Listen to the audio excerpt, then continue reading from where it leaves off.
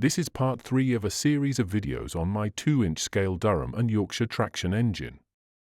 The video covers work on the engine in spring and summer of 2025. The traction engine is an ongoing project, so updates will be infrequent. I modify or upgrade the engine in the spring and summer and then run the engine. The first job I completed was to upgrade the fuel system to propane. I used a custom-built burner made by Peninsula Steam. Mike at Peninsula Steam is great. I highly recommend his burner components. I'll put a link to Mike's website in the description below. The photos above show the burner secured in the ashpan and the fuel nozzle arrangement.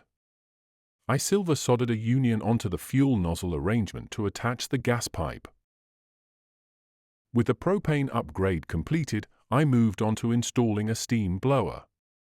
This will be used to draw air through the firebox and through the tubes. I'm not sure if this is a requirement with propane firing. However, installing a steam blower was a lesson learned from last year's runs on coal. The blower was made from 1/4 brass pipe with fittings and a valve. The piping runs from the safety valve turret to the smokestack. These photos show the interconnecting piping between the engine and the riding wagon.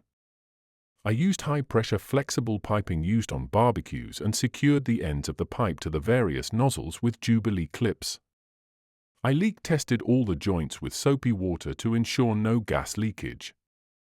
The gas cylinders are held in place with holders that I 3D printed. I installed a steam blower on the engine. This will be used to draw air through the firebox and through the tubes. I'm not sure if this is a requirement with propane firing. However, installing a steam blower was a lesson learned from last year's runs on coal. The blower was made from 1/4 brass pipe with fittings and a valve. The piping runs from the safety valve turret to the smokestack. With the propane upgrade completed, I moved on to inspecting and adjusting the steam regulator. The regulator needed some adjustment to admit steam earlier. I cleaned the regulator steam chest and installed a lock nut on the regulator control rod to lock the adjustments in place. I rebuilt the reversing gear with help from my dad. The pins in the expansion link were very loose, leading to a lot of lateral movement in the reversing gear when moving from forwards to reverse. The assembly required quite a lot of adjustment to get it to work as I would expect. We then timed the engine to get it to run in both directions.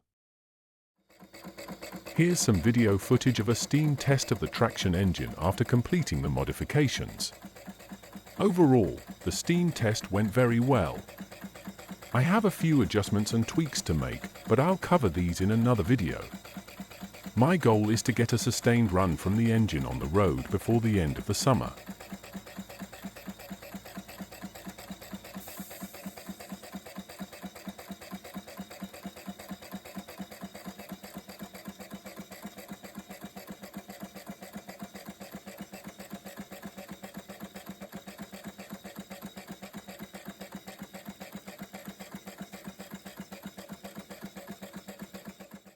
So that's another update on my journey with the 2-inch scale Durham and Yorkshire traction engine. I'll be posting another video soon, once I get the final tweaks and adjustments made. Please like and subscribe to support my channel. Thank you.